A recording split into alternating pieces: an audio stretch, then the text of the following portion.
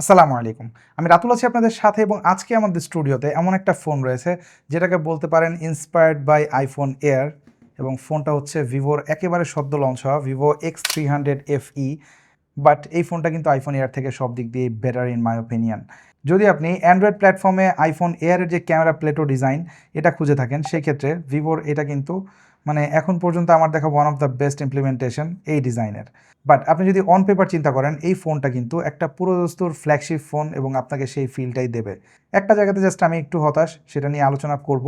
তবে তার আগে চলুন আমরা একটু বক্স কন্টেন্ট দেখে নিই, যেহেতু ফোনটা মাত্র আমি আজকে হাতে পেয়েছি। সো বক্স কন্টেন্ট দেখাবো এবং আজকে এই ফোনটা আমার ফার্স্ট ইমপ্রেশনে কেমন লাগলো সেটা আপনাদের সাথে শেয়ার করব। আর হ্যাঁ, এই ফোনটা কিন্তু আমাদেরকে পাঠিয়েছে টেক অ্যান্ড টক বিডি। আপনারা জানেন যে বসুন্ধরা সিটি এবং যমুনা ফিউচার পার্কে রয়েছে তাদের সব, আর তারা সবসময় এই ধরনের ইউনিক সব স্মার্টফোনস গ্যাজেটস কিন্তু সবার আগে বাংলাদেশে নিয়ে আসে।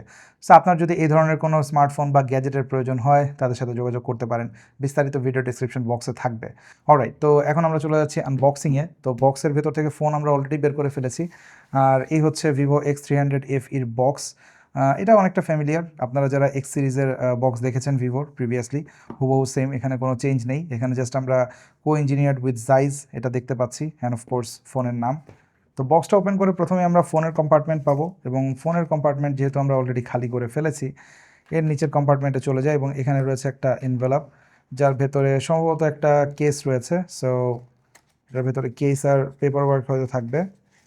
ইয়েস, কেস রয়েছে একটা সিলিকন কেস, এবং এটা টিপিক্যাল ব্ল্যাক কালার একটা সিলিকন কেস, সাথে রয়েছে কিছু পেপার ওয়ার্ক। দেন আমরা পাচ্ছি আরেকটা বক্স, এবং এটা বেশ ভারী লাগছে। সো বুঝতেই পারছেন এটাতে কী থাকতে পারে, যেটা আইফোনে অবভিয়াসলি প্রোভাইড করা বন্ধ করেছে অনেক আগে। তো এই বক্সটার ভেতরে আমরা পাচ্ছি একটা চার্জার, যেটা বেশ হেফটি একটা ফিল দিচ্ছে, এবং এটা কিন্তু পিডি প্রোটোকলের চার্জার না, মানে fast charger, but USB A to C charger, যেটা up to 90 watt fast charging support করে এই ফোনে। অফকোর্স এই পাশে আমরা পাচ্ছি একটা USB A to C কেবল। তো এই গেল বক্স কন্টেন্ট। এবার যদি আমরা ফোনটাতে চলে আসি, ফোনের ডিজাইন সাইড বাই সাইড দেখলে আপনি মনে হয় না বুঝতে খুব একটা কষ্ট হবে যে এটা আসলে কিসের থেকে ইন্সপায়ার্ড।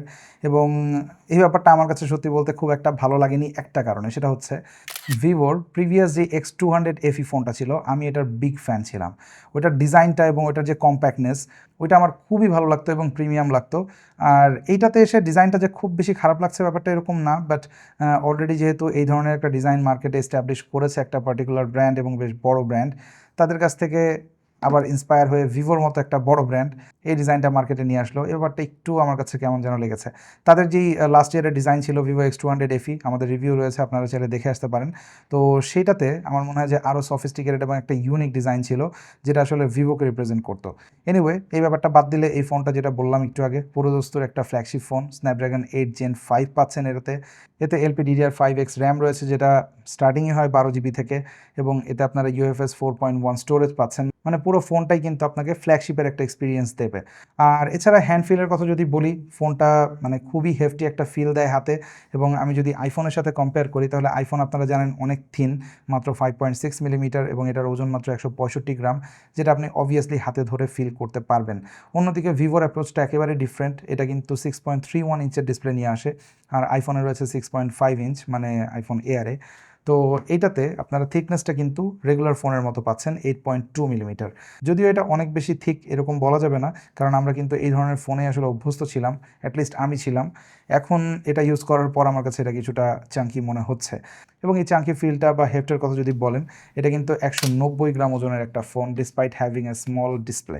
তবে ভালো ব্যাপার হচ্ছে এটার যে 190 গ্রাম ওজন, এটা কিন্তু ভেরি ওয়েল ডিস্ট্রিবিউটেড, যার কারণে আপনার কাছে ফোনটা যখন আপনি ইউজ করবেন নর্মাল ডিস্টেন্সে রেখে, এটা কোনোভাবে আপনার কাছে টপ হেভি বা অন্য কোনো জায়গাতে ইমব্যালেন্সড এরকম মনে হবে না। খুবই খুবই চমৎকার একটা হ্যান্ড ফিল এটা দেয়, এবং অ্যালুমিনিয়ামের যে সাইড ফ্রেমটা, এটাও খুবই প্রিমিয়াম একটা ফিল আপনাকে দিবে।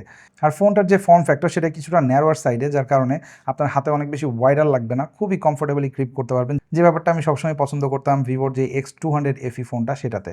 তো এখানে আমার মনে হয় যে মানে এই ক্যামেরা ডিজাইনটা বাদ দিলে ফোনটা পুরোপুরি আগের যেই ফিল সেটাই ধরে রেখেছে এবং এখানে খুব বেশি ডিজাইনে পরিবর্তন তারা করেনি বা টুইক করেনি, জাস্ট এই ক্যামেরা ডিজাইনটা ছাড়া।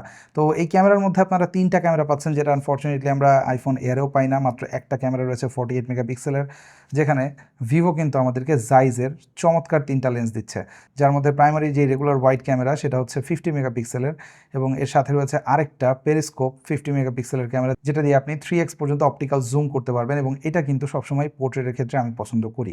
আর 8 মেগাপিক্সেলের আলট্রা ওয়াইড রয়েছে। অন্যদিকে ফ্রন্টে আসলেও আপনারা কিন্তু 50 মেগাপিক্সেলের একটা সেলফি ক্যামেরা পেয়ে যাবেন। তো সব দিক থেকে আমি বলবো আইফোনের থেকে এগিয়ে এটা, এবং এটাতে যে জাইজের লোগোটা এটাও ব্যাপারটা একটু এনহ্যান্স করেছে, মানে ওভারঅল ফোনের লুকটা। কারণ যখন আপনার এই জাইজের লোগো মানুষ দেখবে, আপনি ছবি তুলছেন, তখন একটু সিরিয়াসলি নিবে ব্যাপারটা। তো এদিক থেকে আমি বলবো যে এটা টপ নচ। আর এখানে যে ক্যামেরার ডিজাইনটা, এটা কিন্তু আইফোনের মতো মানে একটা সিঙ্গেল যেই গ্লাস সেটা দিয়ে করা হয়নি। এটার ওপরের পার্টটা মেটালের এবং এই যে এই পার্টটা এখানে কিছুটা কার্ভ গ্লাস রয়েছে। সো যার কারণে আপনি দেখতে পাচ্ছেন এখানে কিন্তু মোটামুটি একটা ডিউরেবল ফিল তারা দিয়েছে, যে ব্যাপারটা সত্যি বলতে আমি আইফোন এয়ারেও পাই না। কারণ সেটাতে কিন্তু ক্যামেরাতে ডিরেক্ট হিট করে যখন আপনি ফোন নর্মালি ডেস্কে রাখবেন, এটাতে কিন্তু ডিরেক্টলি এই মেটাল পার্টটা হিট করবে। যদিও বেশিরভাগ মানুষ হয়তো এই ফোনটা কেনার পর কেস ব্যবহার করবে, বাট যারা কেস পছন্দ করেন না তাদের জন্য এটা একটা এক্সট্রা সেফটি দিবে। দেন টপ পোর্শনে আসলে একটা ফ্ল্যাগশিপ ফোনে আমরা যা যা পাই, আর ব্লাস্টার থেকে শুরু করে secondary noise cancelling microphone, dual stereo speaker amazing কোয়ালিটির, এবং বটমে আসলে আমরা সিম ট্রে পাচ্ছি। এখানে স্পিকারের কোয়ালিটি চমৎকার, মানে দুটো মিলে আপনাকে খুবই রিচার অ্যান্ড খুবই লাউড ভলিউম দেবে। এবং এখানে টাইপ সি পোর্টটা পাচ্ছেন, যেটা দিয়ে অবভিয়াসলি 90 ওয়াটে চার্জ করতে পারবেন।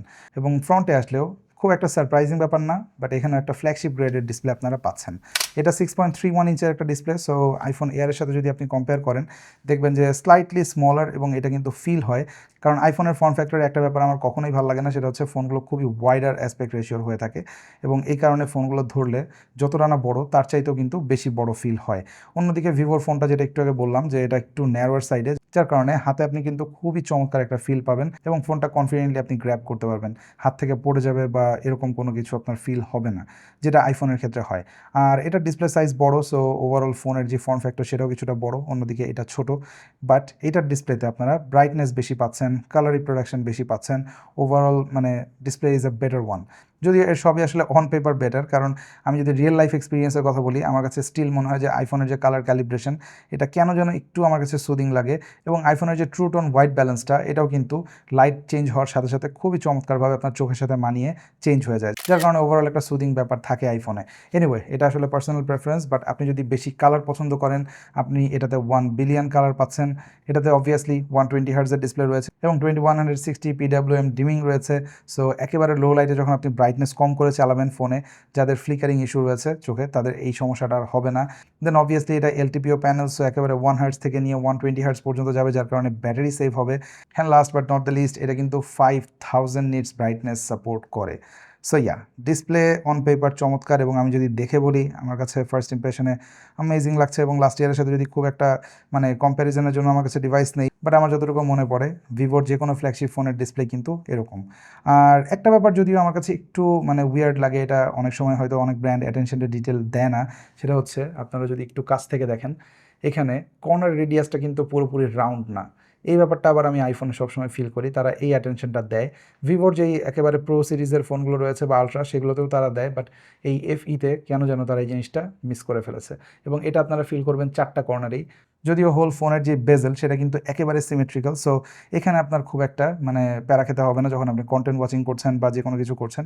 ইনফিনিটি একটা ফিল আপনি পাবেন, এখানে কোনো চিন নেই, কোনো সাইড পার্টিকুলারলি বড় না, এবং বেজেল কিন্তু খুবই খুবই ন্যারো। সো ডিসপ্লে নিয়ে আমার মনে হয় মেজর কোনো ইস্যুতে কেউ পড়বেন না। আর ফোনটাতে আউট অফ দ্য বক্স আপনারা Origin OS 6 পাচ্ছেন অন টপ অফ Android 16। আর এগুলোতে আপনারা জানেন যে অনেক লং টাইম কিন্তু এখন ব্র্যান্ডগুলো সফটওয়্যার সাপোর্ট দেয়, সো এটাতেও পাবেন। আর পারফরমেন্স নিয়ে কী বলবো, অ্যাট দিস পয়েন্ট এটা একেবারে ব্র্যান্ড নিউ একটা ফোন, মাত্র সেট আপ করেছি, খুব একটা লোড এটাকে এখনও দেওয়া হয়নি। জাস্ট আমরা Geekbench 6টা একটু টেস্ট করছিলাম, এবং যেখানে দেখতে পাচ্ছেন রেজাল্টটা, সিঙ্গেল করে 2805 অ্যান্ড মাল্টি করে 8904। সো বুঝতেই পারছেন একটা ফ্ল্যাগশিপ যে কোনো ফোনের সাথে কিন্তু আপনি এটার পারফরমেন্সকে কম্পেয়ার করতে পারবেন। এবং এইটা আরেকটা জায়গাতে আপনারা কম্পেয়ার করতে পারবেন, যেটা হয়তো অনেক ফ্ল্যাগশিপ ফোনেও নেই, ইভেন বড় বড় ব্র্যান্ডের ফোনে, লাইক আমি যদি অ্যাপল স্যামসাংয়ের কথা বলি, তাদের কাছেও নেই, সেটা হলো ব্যাটারি ক্যাপাসিটি। এটাতে রয়েছে 6500 mAh ব্যাটারি। এই কারণেই ফোনটার ওজন আসলে 190 গ্রাম এবং কিছুটা থিকার সাইডে রয়েছে এবং এটা কিন্তু কনসিডার করা যায়, যেহেতু এটা আসলে আমাদেরকে ব্যাটারি লাইফে অ্যাটলিস্ট কোনো রকম প্যারা দিবে না। মানে 2 দিন তো ইজিলি এক্সপেক্ট করতেই পারেন আপনি, যদিও এটা আমরা হয়তো যখন আরও টেস্ট করব ফুল রিভিউতে, যখন এই ফোনটা নিয়ে কথা বলবো তখন হয়তো আরও ডিটেল জানাতে পারবো। আর ক্যামেরাটা আসলে ওইভাবে খুব একটা স্ট্রেস দেওয়া হয়নি, জাস্ট আমরা ইনডোর কন্ডিশনে কিছু ছবি তুলেছি যেগুলো দেখতে পাচ্ছেন। এই জায়গাতে আমার মনে হয় ডেফিনেটলি ইম্প্রুভমেন্ট রয়েছে যদি আপনারা X200 FEর সাথে কম্পেয়ার করেন। তো এগুলো নিয়ে আমরা আরও ডিটেলে কথা বলবো ফুল রিভিউতে, যে ফোনটার ব্যাটারি আসলে কতটুকু লং লাস্টিং হয়, এটা কতটুকু ডিউরেবল, এবং এই জায়গাতে কোনো দাগ টাগ পড়ে কি না, বা ক্যামেরা পারফরমেন্স আমরা ডে লাইট লো লাইটে একেবারে ডিটেলে কেমন পেলাম, হোয়াইট ব্যালেন্স কেমন থাকে এসব নিয়ে। তো আপনারা যারা ইন্টারেস্টেড এটার ফুল রিভিউ দেখতে, তারা চাইলে কমেন্ট সেকশনে জানাতে পারেন কারা কারা ইন্টারেস্টেড। হোপফুলি খুব সুন এটার একটা ফুল ইনডেপথ রিভিউ নিয়ে চলে আসবো।